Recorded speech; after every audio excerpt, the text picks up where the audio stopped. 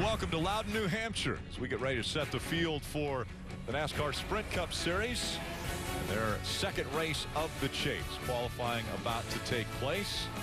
We take a look at the chase grid after one race. Martin Truex Jr. with a big win in Chicagoland will advance to the round of 12.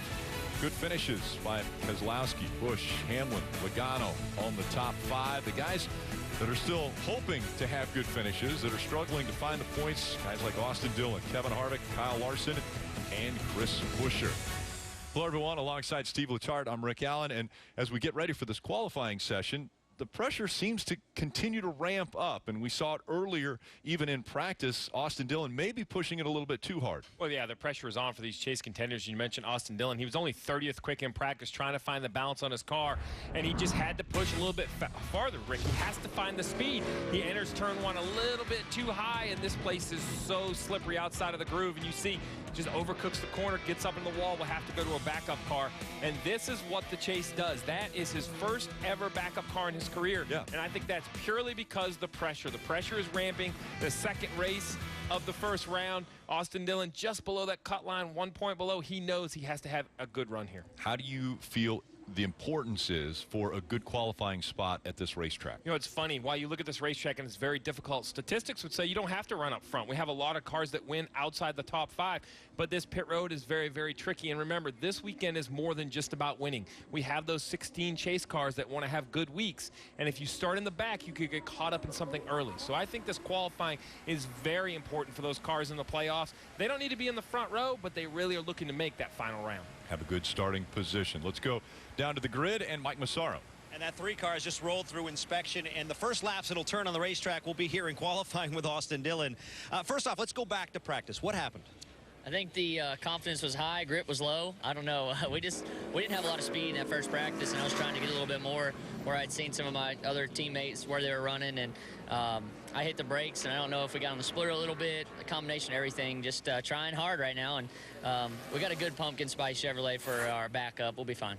What are you expecting? You haven't turned any laps on this race car yet. You'll go out there in qualifying, and you'll get to know your car a little bit better. What do you anticipate here when qualifying begins? Well, we just got to do what it takes to get to each round, trying to get to that third round. And, you know, we don't have a great field, but it is the same type of car that we ran earlier this year. So shouldn't be that much different, and just go have some fun with it, try and make a good qualifying run. Thanks for your time. Thank you. Austin Dillon looking for a good qualifying run, Rick. He comes in looking to make up some ground that he may have lost in the opening race of the round of 16.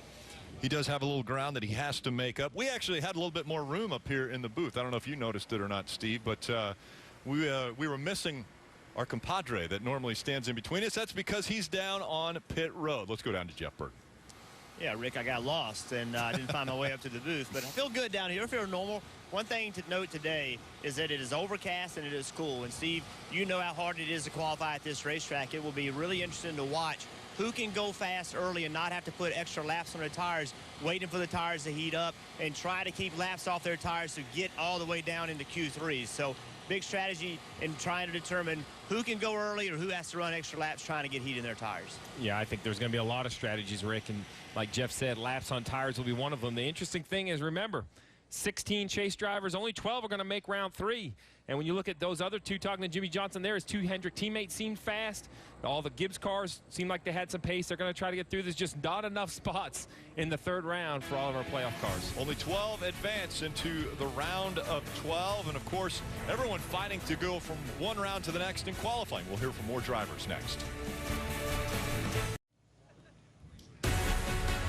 And welcome back to Loudon, New Hampshire, as cars rolling out onto the grid. Some just finishing up with some last-minute inspections, last-second inspections, as we're about ready to see the green flag. Before we do that, let's go back to Jeff Burton.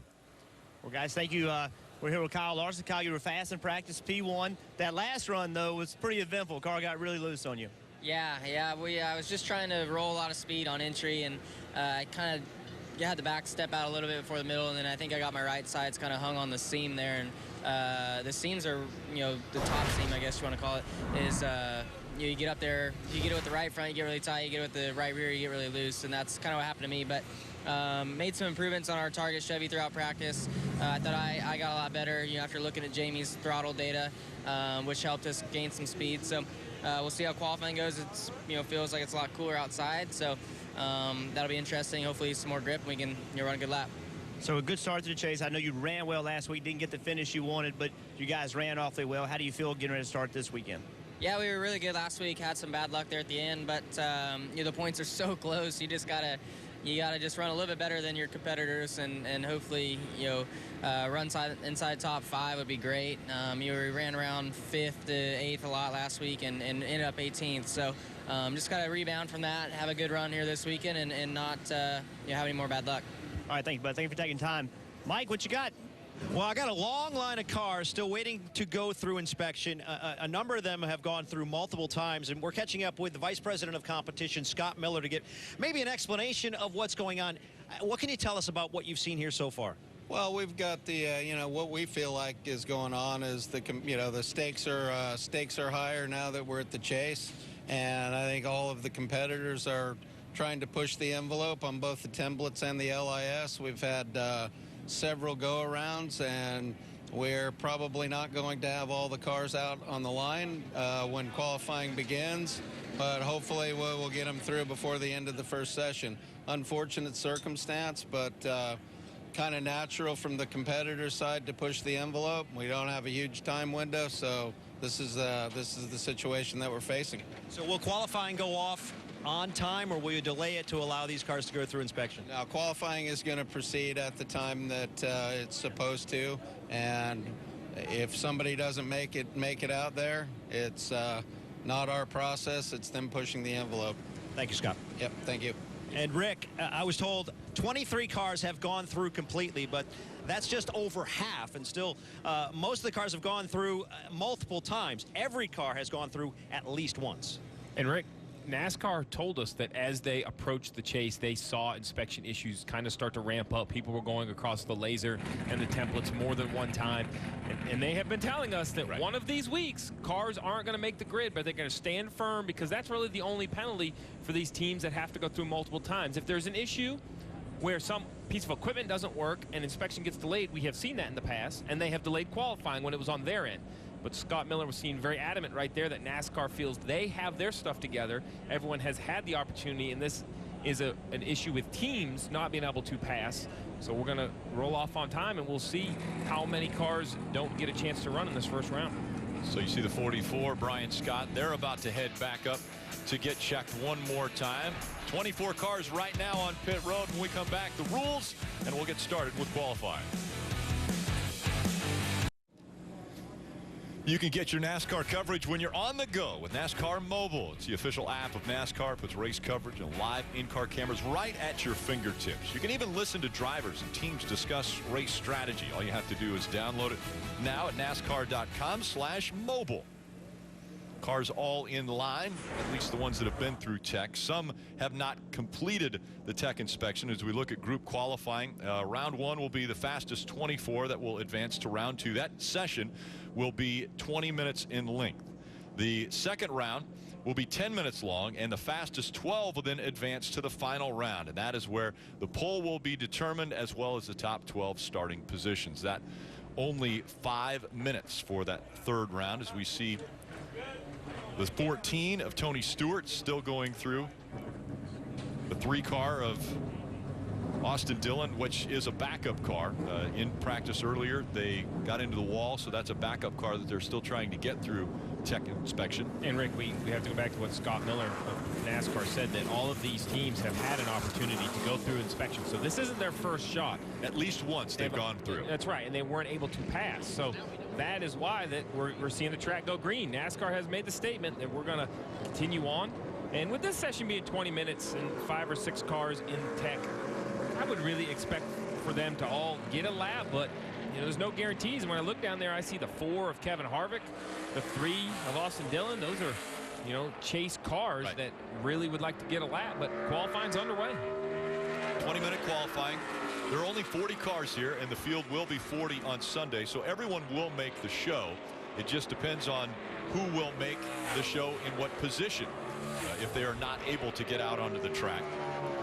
we're going to see right away what Jeff Burton mentioned at the top of the show, how there's a strategy here. You want to try to run as fast as you can run, but not put extra laps on their tires. So you have Paul Menard right here. He's taking the green flag. With open qualifying, he can run 2, 3, 4, 5, as many laps as he'd like to do. But what the 27 is going to try to do right here is run fast enough on lap 1 that they could not need a second or third lap. Because remember, the goal of round 1 is only to advance to the through into the top 24. And how much is going to affect if they go back out by the number of cars that are still in tech? I mean, if you've got the 3 that's still in tech and hasn't been able to get through, do you think that you're safe when you have, say, an 18th or a 19th or you know, a 20th place run in the first round? Well, the big problem going out this early for someone like Paul Menard is how fast does he need to run? So you see he's at 28.70. He's trending much faster than that right now. He's almost 4.5 tenths, 5 tenths ahead. He's going to run a 20, a 25 right there. So 28.25 in practice was 19th quick. Right. Is the track picked up? Has it slowed down? Paul has no idea. So they're going to have to go in, cool their car, and be prepared to run again as they see the times being put up. The other things that we saw in practice earlier, some drivers went out, turned their fastest lap on their second lap. Then others went out there and maybe their 5th lap or their 8th lap, depending upon the different run that they took with the mock qualifying run.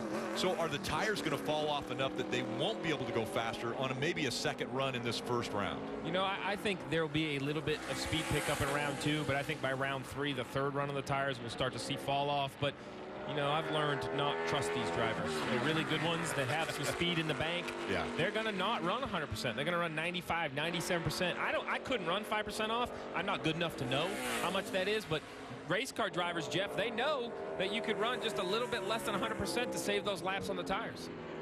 Yeah, the problem is you just don't know what that less than 100% is going to get you. You know, the field's so competitive today that, and I think this track changes a great deal. As you talked about Paul Menard not really knowing how fast he needed to run. That's the problem. If you don't go out and give 100% in this session, you just don't know where that's going to put you. So you'd love to save tires, but you're afraid to save tires because ultimately it may not get you the result you need. And as you see Almirola right here, Jeff, it's so difficult to get the entries of these corners correct. You see right here a wiggle between those paving seams and the bumps getting down in the corner, especially into turn 3 here on the backstretch. It's so easy to overdrive this racetrack. Yeah, and remember what Kyle Larson talked about when we were talking before this started. He got his right rear tire on that seam, and he said that's why he felt like he got so loose. But you see right here, Almirola just pushing the throttle, leaving the corner, trying to be in the gas as quickly as he can and not wanting to lift off that throttle. Got really loose and had to use a lot of racetrack. And it cost him time, Rick, because his second lap there at 28.72, why that puts him in the second position. That's a half a second slower than Paul Menard, and I can assure you there won't be a half a second a split through the top 24. So the fact that he's that far off one car already. Man, that was bad. Yeah. That was bad. And there's something about this racetrack. Some racetracks are very predictable. If you're good in practice, Charlotte Motor Speedway, even though you have day practice, night qualifying, it seems like it's easy to get your car to drive decent. Here, Phoenix, Dover, Bristol, some oddball racetracks, it's just something about the little bit of track time between when you have it and how much the track sits, what other types of cars are on the track, changes how it seems to handle. Hey, Steve, one thing to keep an eye on, the sun is starting to come out. It's very overcast. There's an opening in the clouds right now, and I know at most racetracks we go to, they don't want that opening, but on this racetrack, if you could get a little bit of heat and try to lay a lap time a little bit sooner than a second or third lap, that could be advantageous. So these teams down here, a lot of guys are looking up at the sky, looking at those clouds, trying to determine if that can help them or not. Yeah, this is it's a cool northeastern New England day. You know, it's the end of the summer. You see the temperature 67 degrees, track temp 76 degrees. It's not uncommon to see track temp, 100, 105, 110. Right. So that track temp is down quite a bit from what you would expect, and it's just hard to get grip on this surface. How about 5 drivers? Only 5 drivers so far have taken time in this qualifying session and already passed 5 minutes into round 1. Let's go back trackside to Mike. And there's still a backlog here, Rick, and a number of chasers still to go through, including Kevin Harvick. His car has not gone through, or has not been approved, I should say. Kevin has been watching on with very Much interest, obviously. He wants to get out on the racetrack. You can tell he's not happy about the situation. The 14 is also back here of Tony Stewart. We just saw the 3 of Austin Dillon go across the inspection area. Not sure if he was approved, but a number of drivers here in championship contention who are yet to get out there for qualifying. And Rick, I made the statement that I thought in 20 minutes we wouldn't have an issue. I'm not feeling so good about it anymore. It's just the process. It takes time, and, right. and right now I see 3, 4, maybe 5 cars that need to go through again. So with already 6.5 minutes roughly gone of qualifying, it's going to be close to time. Think about the 4 team. A week ago, because of alterations to the body, they have to start at the back. That ends up putting them in a position where they lose a lap on a pit stop. They never got that back. Now, the possibility, maybe they don't even get out on the track. They would have to start in the back once again because they didn't even get out in the first round. And the other thing is, forget the cars that are in inspection. It doesn't seem like anybody wants to get on the racetrack. We've had 9 cars run in almost 7 minutes. We have to get 40 cars, clean laps on a 1-mile racetrack. We have seen cars pull out in front of other cars qualifying sessions before. You see they're lined up on pit road as the 88 drives by, but you got the 20 of Matt Kenseth is in the chase, the 1 of McMurray. They're showing patience. That's decent patience, I think, as the 21 of Ryan Blaney starts his qualifying effort. Steve, I think one thing also to think about with the 4-car and these other chase guys that haven't gotten through like Tony Stewart, it's another distraction. I know it doesn't sound like much, even if you get to go out and make a run, but it's something else you're thinking about. You know, it just gets your mind off of the competition, off of qualifying, off of where you know, how do I make lap time? And now you're worried about even am I going to get on the racetrack? So a distraction already. I consider this to be the 2nd or perhaps even 3rd distraction for Kevin Harvick, what they've gone through so far this chase. So you just want to be able to focus on racing, and there seems to something be coming up for Kevin Harvick in the first 2 races the same as it was last year. And it's not just a distraction for the driver. So after a car clears inspection, Rick, the tire pressures have to be set to what you want to qualify as we ride on board with the 88 of Alex Bowman. You have to get your car, after it goes through the laser, it's kind of propped up with some blocks to get it at ride height.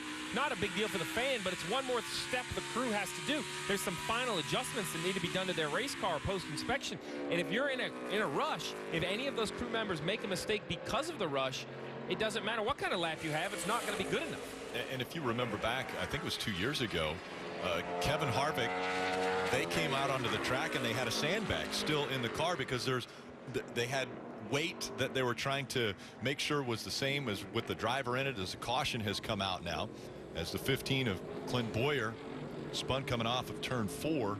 And this is actually going to help the teams in inspection because, as you see, the clock at the top of the screen has stopped. So we will not burn qualifying time, but they can continue through inspection. So this is going to help.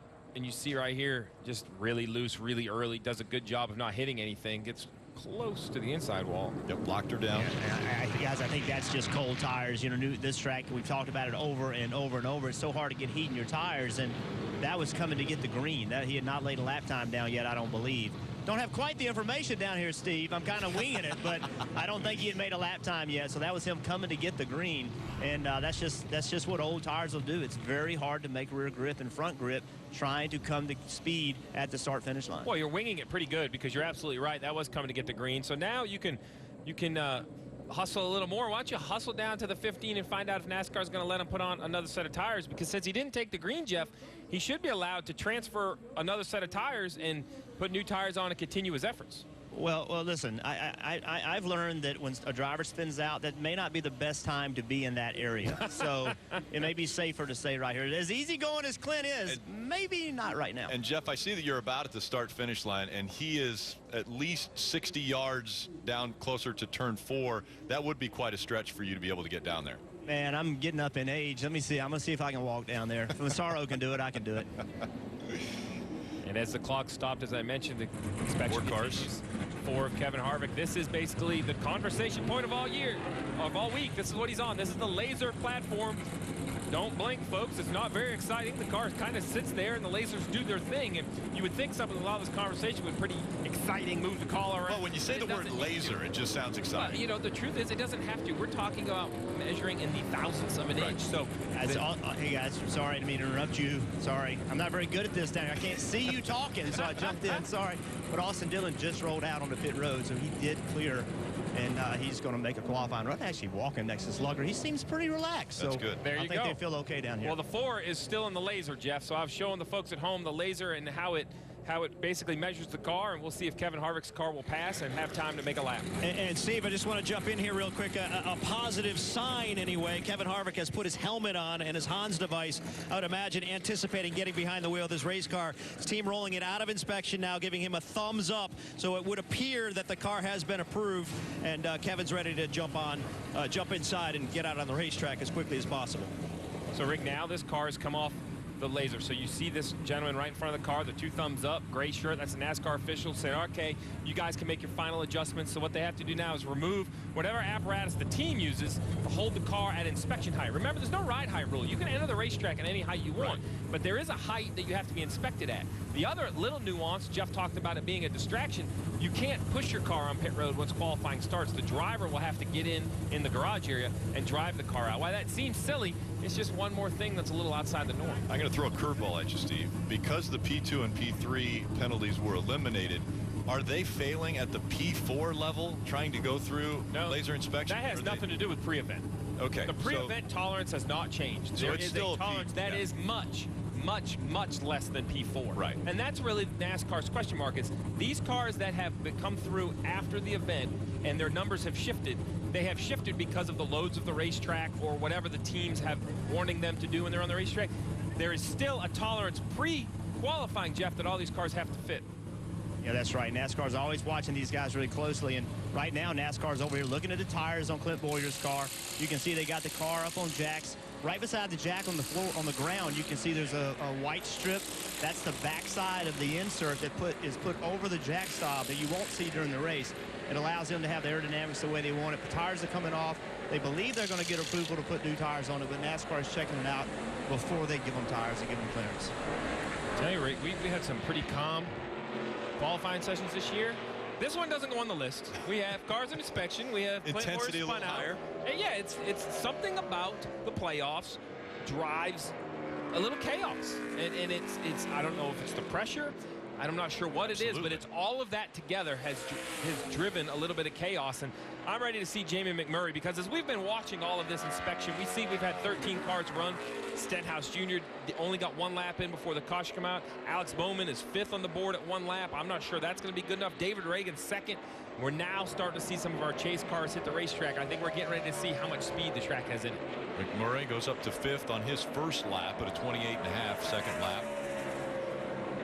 And it does look like that the 15 is going to get tires. Again, 100% confirmed that, but there were some small flat spots. NASCAR is still looking them over pretty closely. They want to make sure they get the right call here. The team was thinking they were going to get them. Not 100% clear yet. NASCAR is still looking, but I think they're leaning in that direction. And Steve, you mentioned it. The goal right now is to stay in the top 24.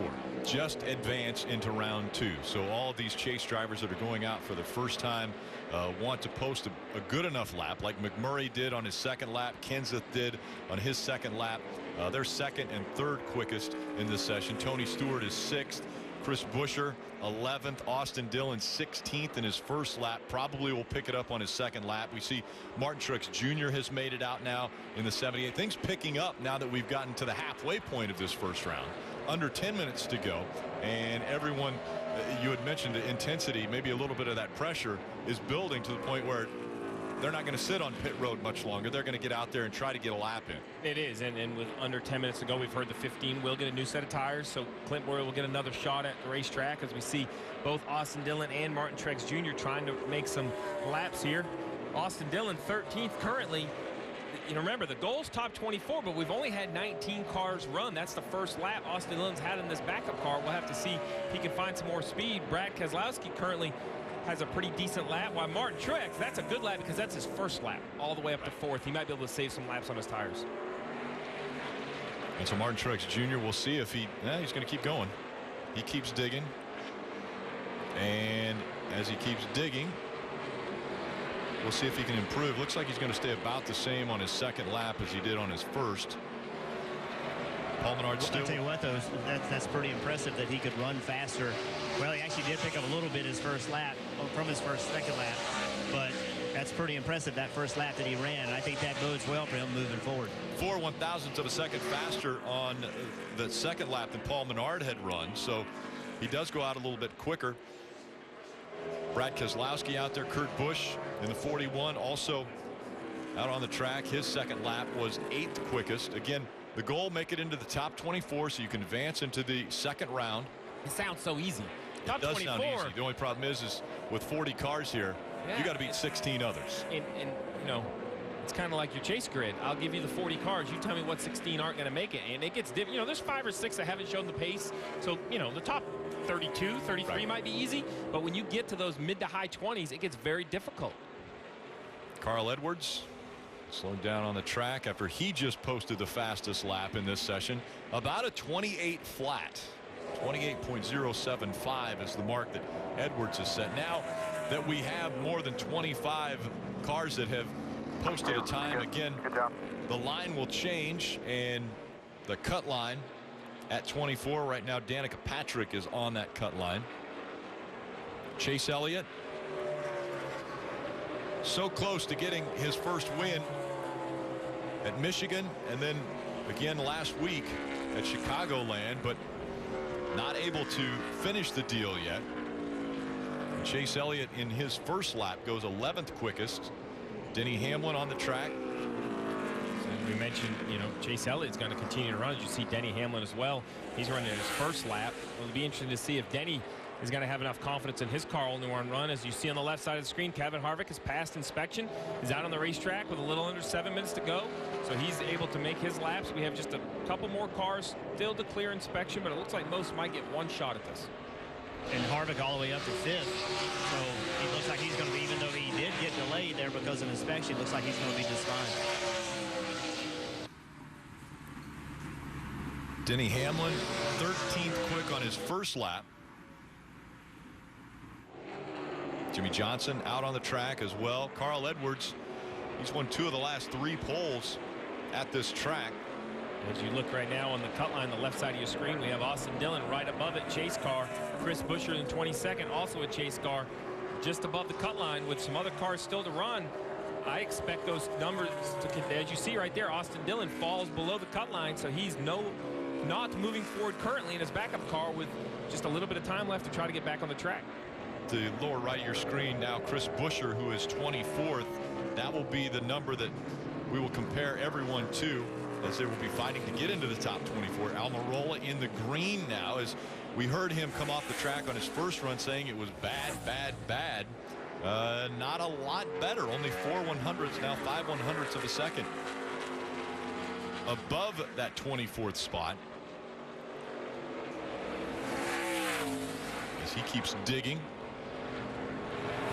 trying to get into the top 24. Almirola goes 23rd. Still to go. Casey Kane, Regan Smith, Greg Biffle, Reed Sorensen. Those are the 4 that have not posted a time yet. Harvick, even though we were watching him go through the laser, 7th quickest on his run, so you got to feel comfortably in the top 24. Yeah, and because of that, on the left side of your screen, we've shifted all the way down. We have the top 15 kind of disappeared up top. We were thinking those lap times are going to be good enough, but really everyone on that screen I think could be in trouble as Ricky Stenhouse jumps to 22nd. Buescher, Austin Dillon, 2 chase cars below the cut line, and then you look up, Bowman only ran 1 lap in the 88. We'll see if that pays off. He's awful close to that edge, just like Kurt Busch up there in 18th. Will enough cars improve to remove him from the round or the second round of qualifying? How many will go out for a second run? That'll be the question. Is just 4 minutes, a little over 4 minutes to go in this first round. Hey, Steve and Rick, Austin Dillon has just rolled off pit road. Everybody's calm down here. Nobody's panicking. Everybody's just watching, doing their job. So Austin Dillon going out right now. They know this is an important run. They want to qualify the best they can. They're in a backup car. You already dug a hole with the qualifying wreck. You don't want this hole to be any bigger starting Sunday's race. So this is a big run for this team, in my opinion. They need a little bit of confidence. didn't run great last week. Bad start to this practice. I think this run is really important for this team and their confidence and their ability to make this car better for the race on Sunday. Trevor Bayne looks like he's going to raise the bar just a bit as he's running in the green, or was in the green and then the red as he exited turn 4. And Trevor Bayne losing a lot of speed through 3 and 4. And that'll keep him below the line. Casey Kane out on track. Sparks there from the 6, scrubbing off a little bit of speed in the green, but just barely as he enters 3. See if he can maintain the speed. Loses it again as he enters 3 and coming off of 4. Dillon is on the clock.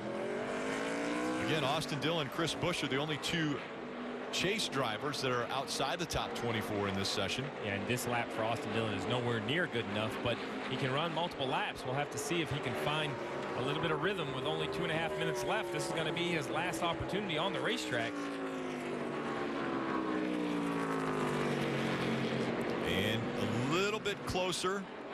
You see those numbers.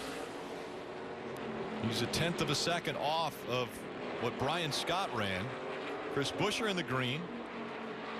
Yeah, we'll keep focusing on Austin Dillon in that backup car, but Chris Buescher, our other chase driver, he could find a way to advance. That would be a big improvement for this 34 team. That would be the type of weekend that we're looking for. As Austin Dillon completes his lap, that's not going to be fast enough. 6th lap for Austin Dillon. Danica Patrick posts a little better lap. She goes to 23rd.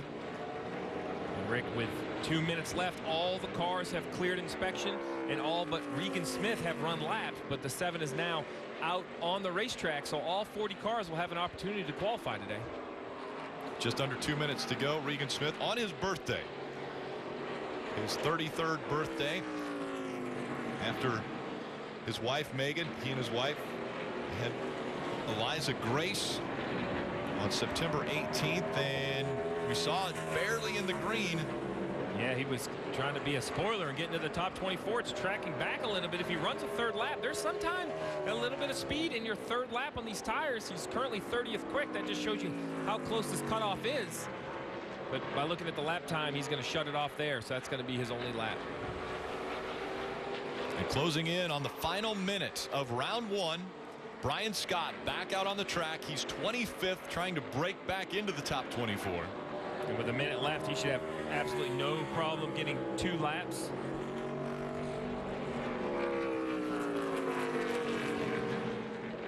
Casey Mears also out in the Geico 13. And how about the 83 de Benedetto? He's right there. Was trending close to the line, but the Exeter turn 4 has gotten him. We'll see. Can Brian Scott find some speed here in the middle of 3 and 4? You just see how difficult the exit of that corner is. He's close, and tell about that. 15.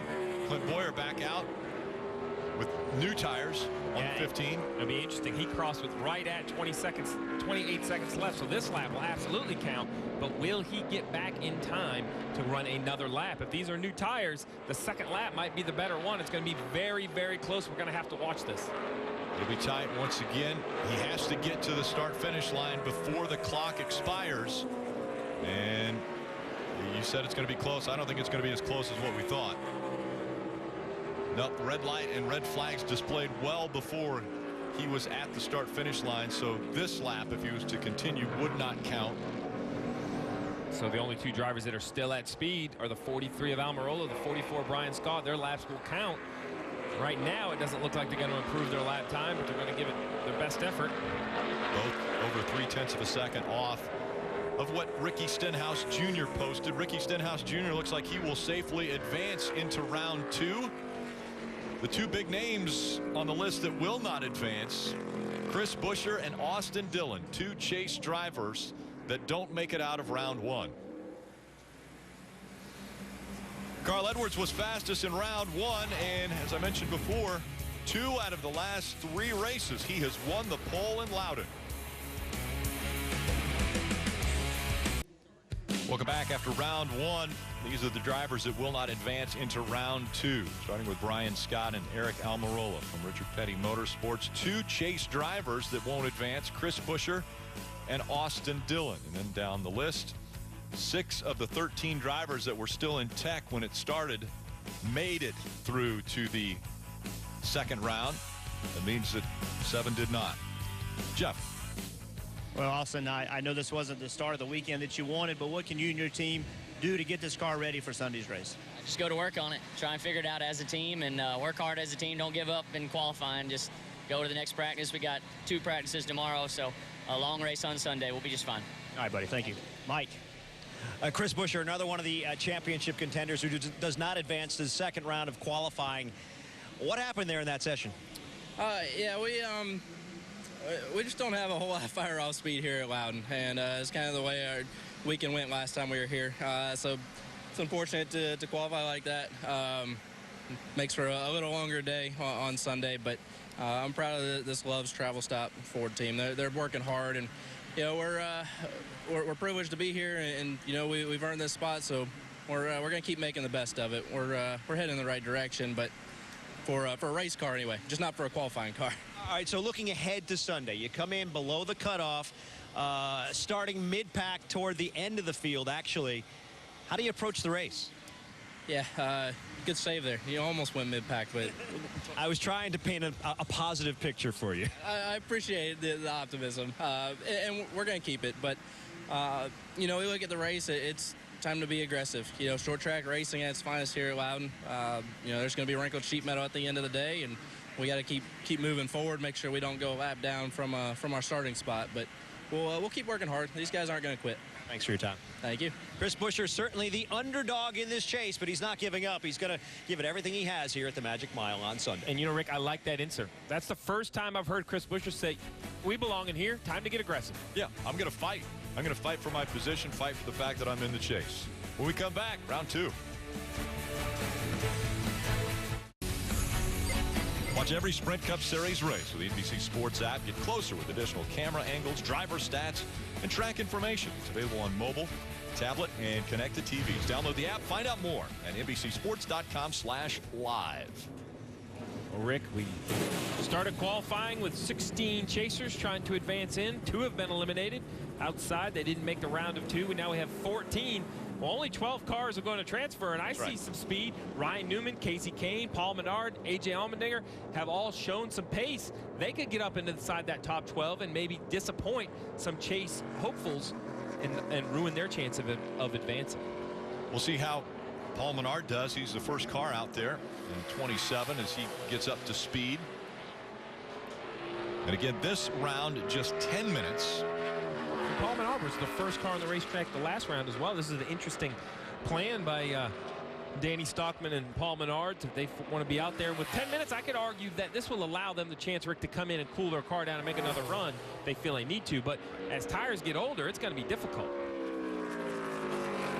So again, the top 12 will advance into the third round, and only in the third round we have an opportunity to win the pole. Track records can be broken in any of the rounds, but the third round is the only time when you can win the pole with the fastest speed.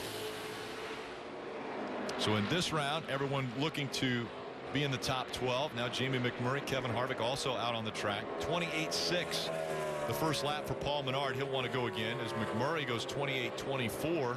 That is a very impressive first lap for Jamie McMurray. I wonder, is he willing to risk it? Are they willing to think that's enough? He does. He quits off turn 2. He's going to try to make it one and done here in the second round. Shuts it down. And that's a risky move, Steve, isn't it? I mean, if it works, you're really smart, but if it doesn't work, you're going to regret that move. That's a risky move, and it's a move I like. This team needs a little bit of energy, a little bit of fire, and that shows some confidence. You know, Jeff, I was thinking the same thing. We heard that Chris Buescher interview, and I think it's time that drivers start to see Brad Keselowski, Kyle Busch, Kevin Harvick, these championship contenders talk in their interviews with some swagger, with some expectations. And Jamie McMurray, Chris Buescher, some of the other guys just seem like they're happy to be here. And I think that is not the attitude you want to advance. I think you need to have the attitude that you're good enough to be here. And this bold call by Jamie McMurray might be the step in that direction. McMurray posting the fastest speed at 28.24 on his first lap. Keselowski is out there as well now. Menard, Bowman, Michael McDowell, drivers that are not in the chase, but right now looking pretty good, as well as Ryan Blaney, who just turned the third fastest time out on the track. Ryan Newman also out there. And this is the best chance. You want to make a name for yourself, disrupt the chase. There's so much focus at this point of the season on the playoffs, and the greatest drivers have advanced, the strongest teams have advanced. Well, if you can go out and outrun them in the heat of the battle, in the pressure-packed time of the year, it is a win like any other win, but it seems to get your name a little closer to the headlines to think you can outrun those teams racing for a championship. Absolutely, because these are the 16 best. They have performed over the year to prove that they should be in contention for a championship, and if you can go out and beat them, then you have beaten the best, as we see the most recent winner in Martin Truex Jr. out on the track. Jamie McMurray's gamble is definitely holding up so far, currently still the fastest by over 1/10 of a second. So Newman goes up to, well, 4th now as Martin Truex Jr. tops the chart. Shut it down, Martin. when you hear Cole Pearn, you can shut it down. That's good enough. I like that call. I think that's more than enough pace with 10 cars in the run. They've beaten 9 cars already. Joey Logano out on track, and Logano on his first lap is 8th quickest. Logano. I tell you, one of the guys, one of our chasers is probably going to have to run again. Look at Harvick down there in 10th. A lot of cars still left to go. I'm not so sure that's going to work. You're probably going to have to make another run. And that was only 1 lap, Jeff. It'll be interesting to get their opinion to see if they think they should have run a second lap at this point. Logano's going to run 2 laps on his second lap. He moves up 1 spot. He's 8th quickest on his second lap. Kyle Larson jumps up to 2nd quickest. He's got the hot hand, doesn't he? He just continues to bring fast race cars to the racetrack, the entire 42 team, really, and all of Chip Ganassi Racing as they currently sit 2nd and 5th. Denny Hamlin jumped up to 3rd. Carl Edwards 4th. Carl Edwards going to run another lap. It was 1 lap for Carl Edwards and put him in 4th. Kevin Harvick already below the cut line. Tony Stewart also below that cut line on his run. I will say this about Harvick. I think that affects the entire field because you mentioned it, Steve. He only ran 1 lap. So everybody on pit road knows he only ran 1 lap also. So that means the opportunity for Kevin Harvick to go faster is certainly there. So if you're Blaney, Logano, Menard, Kurt Busch, you have to assume that he's going to go out there and beat you, so you have to be prepared to make another run with only 5 minutes left to go. And Casey Kane is getting ready to move the line already. This is a great lap for Casey Kane, currently 6th, trying to improve on that. He stays in the 6th position, but solidly above the cut line. Yeah, he's 28.244. Matt Kenseth might not have had the best success when it comes to qualifying, but as far as finishing positions, none better than Kenseth the last 3 races. Kenseth 2nd quickest behind Martin Truex Jr. Bumps Larson down a spot as Chase Elliott is on the clock. We've talked about Kenseth for years. He qualifies well. You better watch out. I know he's turned into a much better qualifier over the last several years, but with all the confidence Matt Kenseth has, you have to assume that good of a qualifying session is going to make him that much more dangerous on Sunday. Top 3 right now have done that with 1 lap. Truex Jr., Kenseth, and Larson all on 1 lap are the fastest 3. As we see Chase Elliott up to the 8th position. That moves Joey Logano below the cut line. So now we have Harvick, Logano, and Tony Stewart, 3 chase drivers that have run, but not run fast enough to move forward. Still to go. Jimmy Johnson has not posted a lap as he's on the track now. And Chase Elliott, who currently sits 9th, is trying to improve his time. You see at the bottom right of your screen, he's comparing to the leader. He's a little over 1/10 ahead.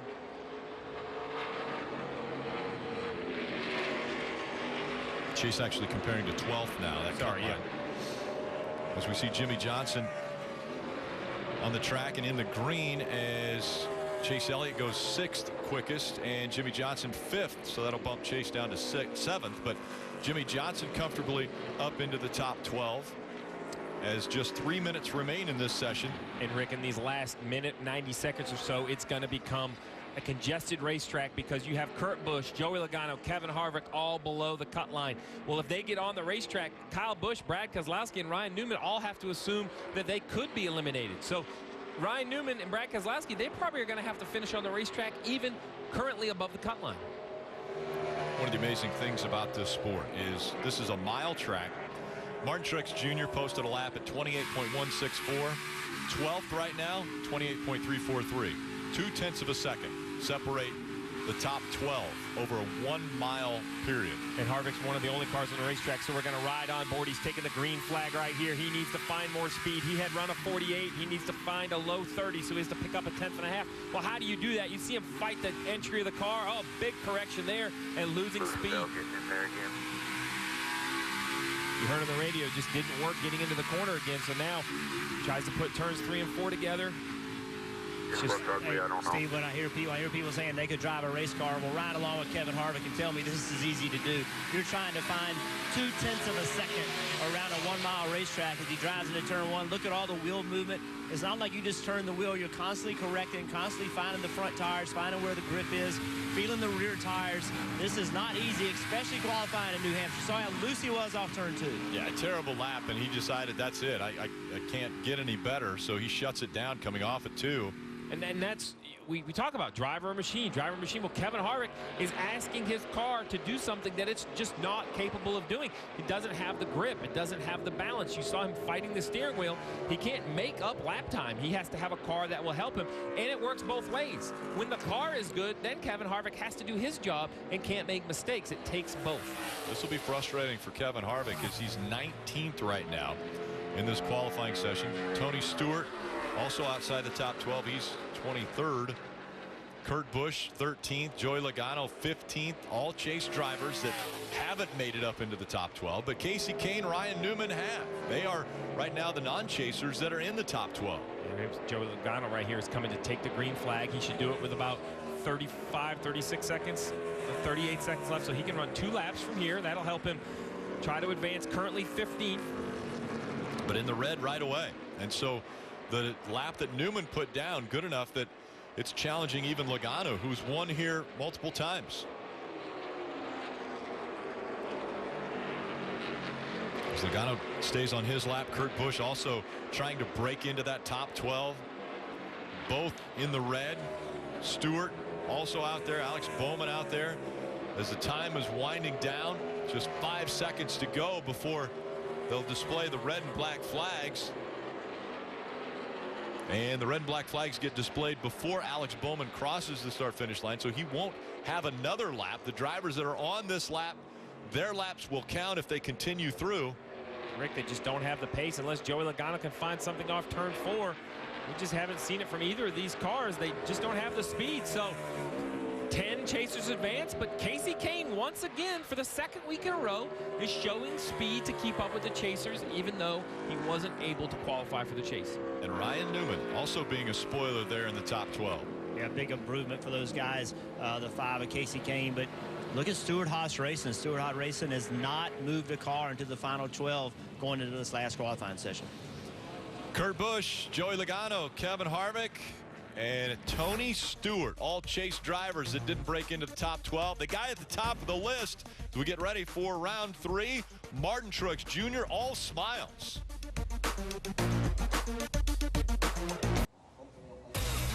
Take a look at the results of round 2 and the drivers that will not advance into round 3. Top of that list, Kurt Busch. A theme here, though, Kevin Harvick and Tony Stewart, teammates at Stewart-Haas Racing, all not advancing into the 3rd round. Joey Logano also one of the chasers not advancing. Jeff. I'm here with Kurt. Kurt, I know it wasn't a qualifying run that you had. What are you guys struggling with? We just made a couple changes and had a really loose exit since practice. I thought we were okay.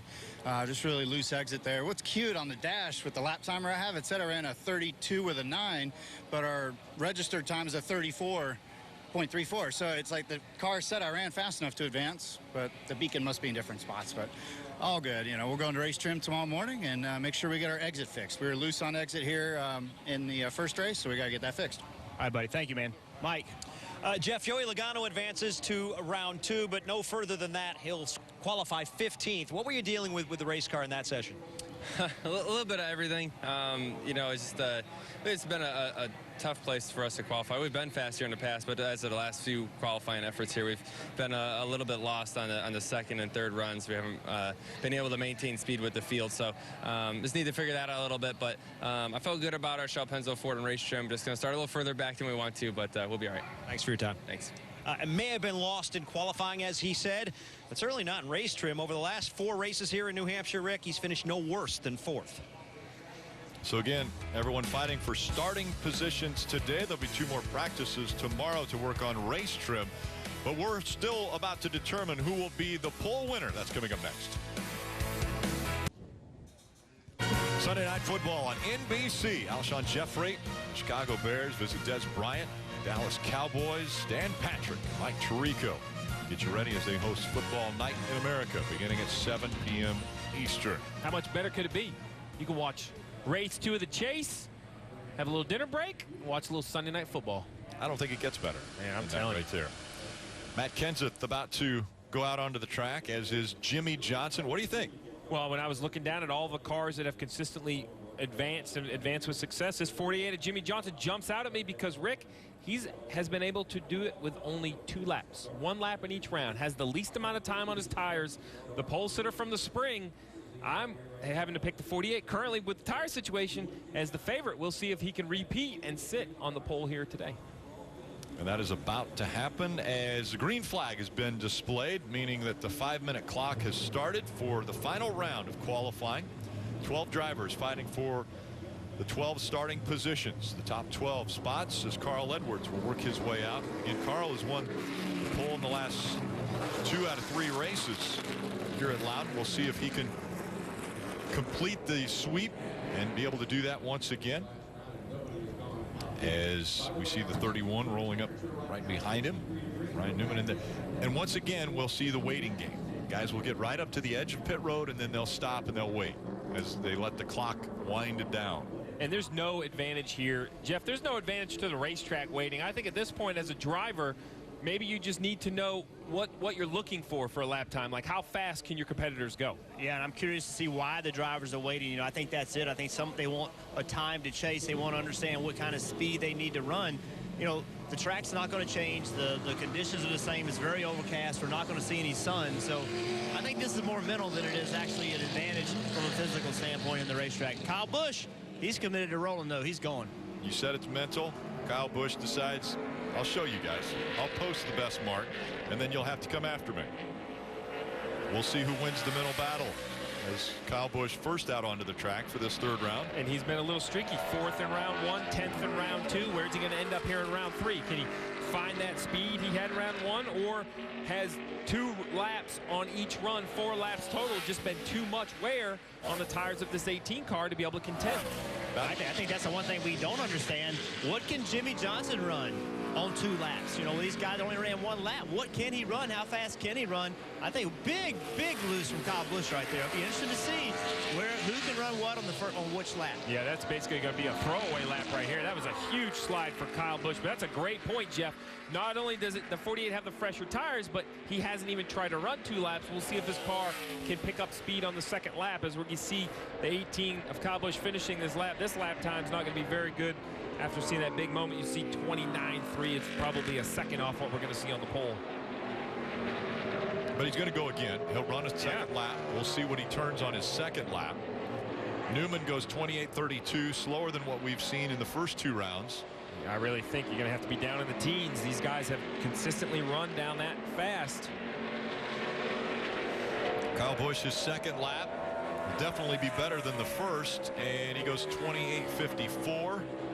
Ryan Newman is improving on that 32. It's going back a little bit. I think he needs to be sub a 38.20. What is he going to run?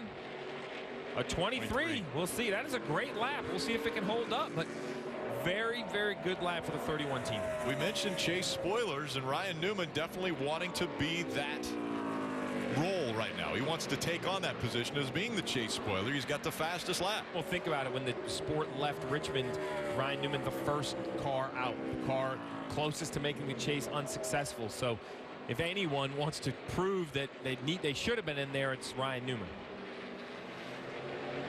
Newman's last pole was here back in 2013, 108 races ago, and he got the nickname Rocket Man, Ryan Newman, because of all of the poles and the speed that he could bring. And it's been a while since he's been able to win a pole, as we see Kenseth trending into the green, but just slipping into the red. Jimmy Johnson just below Ryan Newman on his first lap. So this is exactly what Jeff Burton talked about. Can Jimmy Johnson find speed on his second lap? Currently going the wrong direction. Maybe his setup just likes one lap on the tires. Kyle Larson jumped up to third on his lap. Johnson was second. Now Denny Hamlin up to third on his second lap. Edwards 28.222. Oh, Jimmy was trending the right way in the gas. Get another. Wasn't enough. As Carl Edwards, you said that 22 is a good lap. Great lap, really.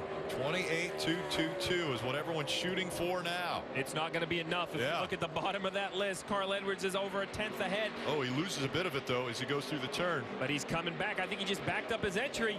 This is going to be a great lap for the 19 and really set the mark. 28.11. Big lap for Carl Edwards. Martin Truex Jr. goes 28.19 on his first lap. So Martin Truex Jr. has a chance on this second lap. Yeah, he looks like the only car out there that seems to have the pace. He's only a half a tenth, but we've seen how much can be gained or lost down here in 3 and 4. He gives a little speed up on entry. It's trending back on corner exit. Will it be enough? As he exits, hovering right around 5/1000ths of a second off, and he does not catch Carl Edwards. As the clock has expired, Chase Elliott comes across the start-finish line, as will Jamie McMurray. The other driver still on the clock is Casey Kane in the 5. We'll see how he finishes up his lap. But it doesn't look as though he's going to have enough for Carl Edwards. Edwards, third pole here in the last 4 races. Well, I would say that's an impressive streak. He's figured out how to qualify. Now we have to get the Sunday part figured out. Although he's driving the right car, Gibbs has had so much success here. We'll hear from Carl Edwards when we return. Again, is it good to start in the top 5? The last 8 races, only one has been able to win out of that top position. Race 2 of the Chase is Sunday on NBCSN. Sprint Cup Series racing from New Hampshire. That coverage begins at 1:30 p.m. Eastern. We now know that Carl Edwards will lead the field to the green flag on the second race of the Chase. We continue through the round of 16. Let's go to Mike Massaro. And Carl Edwards spent a lot of time in practice this morning in qualifying trim. It obviously paid off. You'll start on the pole again here in New Hampshire. A third time in the last 4 races here. What has made you so good in qualifying at this racetrack? Just these cars are great. These Toyotas are really fast. It's a really fun place to drive when your car is that good. Dave made great changes, and this is what we needed. We didn't run well at Chicago. That was very frustrating. So come here, start on the pole, get a great pit stall. Hopefully we can turn this into a good race. I mean, you see the car there. It's built for speed, and we've had speed in qualifying, but we've got to turn that into a great race here. What do you need to come away with here in New Hampshire this weekend to feel a little bit more secure going to the elimination race in Dover? You got to come away with the trophy. I mean, we got to put this Comcast Business Camry in victory lane. I mean, anything can happen at Dover. So, you know, this is our opportunity. We've got to do it. We got the best team in the world to do it with. And, man, this is fun. This is a good Friday. Congratulations. All right, thank you. And it's a 6th pole of the year, guys. So with that, wait. He wants to say one thing. Because of this, he gets a $25,000 given to charity on behalf of, well, I don't know who it's on behalf of. Who are you going to give it to? So Miller Coors is giving $25 grand for the 6-pack, and half of it's going to Speedway Children's Charities, half of it to the NASCAR Foundation in honor of Betty Jane France. So really cool Miller Coors to do that. It's going to help a lot of people, so thank you. A lot of people benefiting from Carl Edwards' 6th pole of the season, Jeff. All right, Jamie, 7th. Feel good about that? That's your question? That's it. What do you want me to ask you? How are your kids? I'm messing. My kids are great. I'd like to say hi to Carter and Hazel at home. I know that they're watching. So good run for McDonald's, Coca-Cola, Chevy. I thought in practice actually that we had one of the best cars on scuffed tires. The qualifying format's interesting because it doesn't really matter how quick you are on stickers. It's all about being good that second and third run. But with the temperatures cooling down, we struggled with being a little bit loose in. But good run for both of our Chip Ganassi racing cars. I think Kyle ended up 6th and we're 7th. So yeah, pretty excited about that. Probably get a good pit stall, which is really important here. And track position, like you led every lap here once, didn't you? Right? I had track position. It mattered. But so how'd you feel about the start of your Chase, the first race? Now you're in the race 2. How'd you feel about the start? It was good. We honestly for the last 6 weeks have been like a 6 to 12th place car, and some of the races we've capitalized and finished a little better. Some of them we've lost a little bit. But last week was another solid week. Both of our cars ran really well. When I saw that there were some penalties going to be assessed after the race, I heard a couple cars didn't pass tech. I thought that was going to help us a little bit, and it turns out that didn't. But overall, I think it started off really well for both cars. Well, congratulations. We're going to go back now to Mike, who knows how to ask better questions. I don't know if that's true, Jeff, but I appreciate the compliment. Jimmy Johnson here knows how to answer questions, that's for sure, and he knows how to find speed. He's found it the last couple of weeks, including here in qualifying. Where has that speed suddenly come from for you guys? Really just a lot of hard work from everybody at Hendrick Motorsports. We're digging in all areas and finding a little in all areas. It hasn't been just one thing. It's nice to have speed on the big tracks, which we've seen, and then to come to a short track and qualify well and have that speed's been pretty awesome too. So very, very proud of everybody at Hendrick Motorsports, and especially everybody on this Lowe's team. They're building a fast Chevy for me, and it's starting to be a lot of fun. Last week seemed like a breakout week for you and the 48 team. How much momentum do you feel like that's given you coming into this race? Definitely momentum, but unfortunately, I made a mistake again, and it hurt us. We could have finished much better than that. So spent a lot of time this week working on pit road speed again. Ow. Any way that we possibly can, from simulators to looking at the simulator that we have for the dashes on a workbench, like all scenarios, looking at my teammates, looking at everything. I was fine on pit road. I just left about 2 feet too early in the last segment. I thought the nose was at the line, and evidently I was a couple feet early and got burned on that. So I might wait just a bit longer before I punch it at the end of pit road. Once bitten, twice shy, as they say, Jeff. Jimmy, certainly going to learn from those mistakes. Well, Kyle, you had a good qualifying run. What do you feel about it? Yeah, I'm happy with 6. I made a couple of mistakes there on the money lap, I guess, of the last round there and slowed down a little bit. But starting 6 is better than typically where I start at short tracks, and the last couple short tracks been good for me. So looking forward to it. We made some gains, I think, with our Target Chevy at Richmond and taking some of that stuff to here at Loudon and have a little bit more speed than normal. So and I figured out some things with inside the cockpit that have helped me get a little bit better. Looking at Jamie's throttle data, how he's driving a little bit different than me has helped a lot. So excited to get into race trim for tomorrow in practice and hopefully have some good speed in that as well. So this is one of the toughest places to qualify. At least I always thought it was. You said you made some mistakes. What were those mistakes?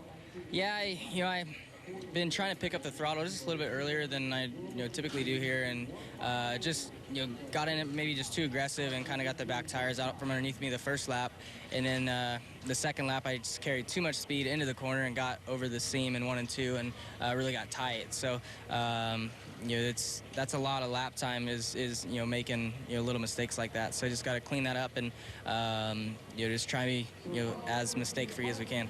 Well, to qualify that good with those mistakes, that's a good sign. We know you make it fun to watch on Sunday. Thank you, buddy. Want to take a look at the grid as they will start on Sunday. Take a look at Denny Hamlin. I've got a note that I want to point out. Starts in the 3rd row.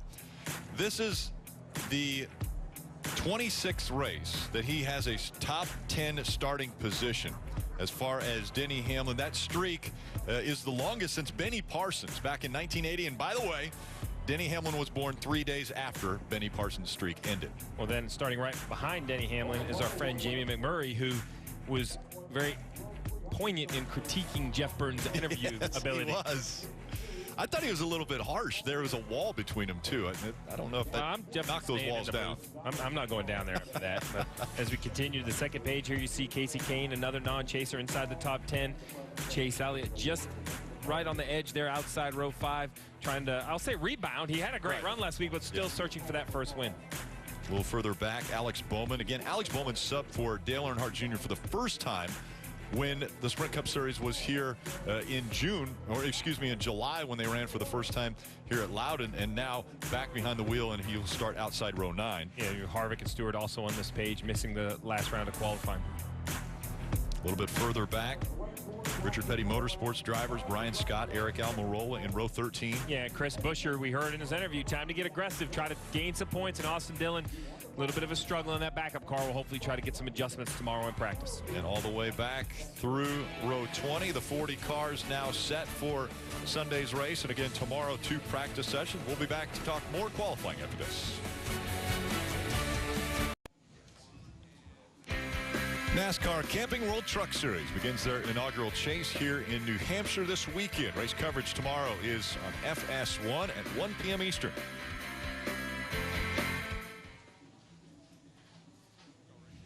Carl Edwards all thumbs up. His third pole in the last 4 races from Loudon, New Hampshire. He seems to have figured out the qualifying part, and as he mentioned in his interview after qualifying, he now just needs to figure out the race part of this racetrack. I know a guy that's hanging out down by Victory Lane that knows a lot about winning races here. Jeff Burton is hanging out down there, as we didn't allow him to stay in the booth for this qualifying session. He does know a lot about winning races here, but this track, as you see 2 winning stickers on that 19 car of Carl Edwards, it's very difficult because it's a short race. It's an intense race. Restarts are crazy, but it's not just that. Every chase driver we spoke to today had a little more energy in their voice. Carl Edwards, he didn't talk about having a good run. I'm ready to win. Chris Buescher, I'm ready to be aggressive. Jamie McMurray, ready to run up front. So it seems like the nerves, the edginess, the freshness of race 1 is out of the way. Now it's race 2, and these drivers realize what's ahead to try to make the round of 12. And with 2 chases already complete as far as this format, people are learning you have to be aggressive. You've got to go out there and get everything you can. Sunday, 1 o'clock NASCAR America, 1:30 Sprint Cup Series countdown to green. At 2, Sprint Cup Racing. And NASCAR post race at 5:30, and at 6 o'clock, Victory Lap.